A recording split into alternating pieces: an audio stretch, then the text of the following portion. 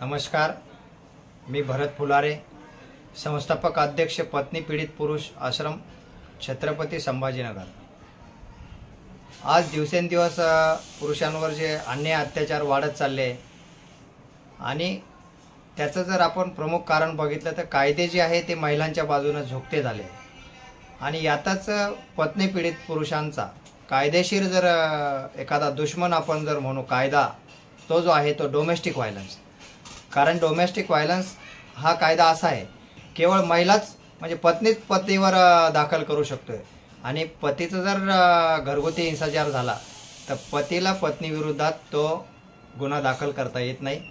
आणि पत्नी मात्र पतीवरही दाखल करू शकते आणि पतीच्या अख्ख्या खानदानावरही दाखल करू शकते। म्हणून हा जो कायदा आहे तो पुरुषांसाठी एक करदम काळ म्हणला तरी चालेल आणि अशा कायद्या अंतर्गत ज्यावेळेस पत्नी पतीवर ते डोमेस्टिक व्हायलन्सनुसार केस करते कोर्टात जाऊन,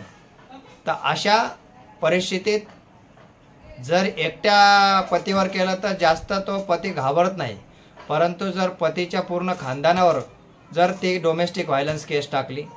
आणि त्याच्यामध्ये जर 10, 20, 30 लोक जर त्याच्यात समाविष्ट केले गेले तर सर्वांसाठी जाणं, कोर्टात जाणं, चक्रा मारणं, लोक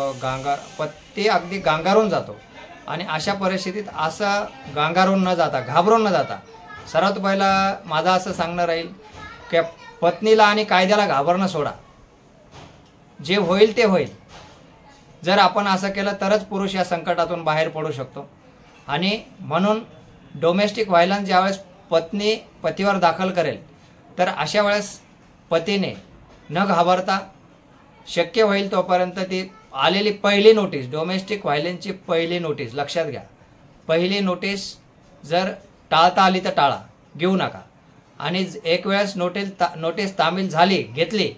त्यानंतर तुम्ही कोर्टात जा, कोर्टात जाऊन कोर्टाला विनंती करा की मला वकील लावायला आणि तक्रारीचं जे काही ते दाखल केली त्याचं उत्तर देण्यासाठी,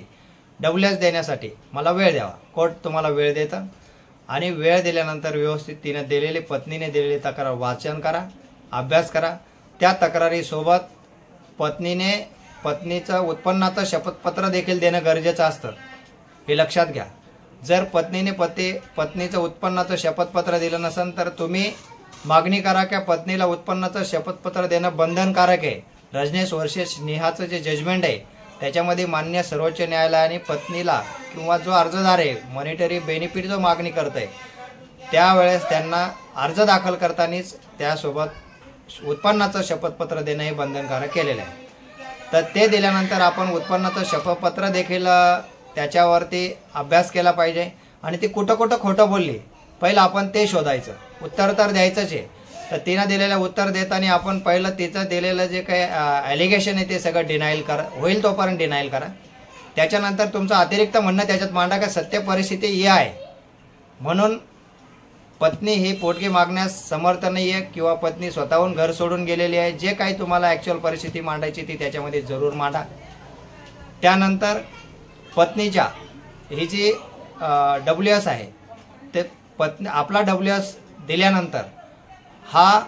WS गेल्यावर त्यावर इंटरिम जे ॲप्लिकेशन दिलेलं असेल तर त्यावर आर्ग्युमेंट होतं आणि आर्ग्युमेंट करताना तुम्ही तुमची परिस्थिती मांडा,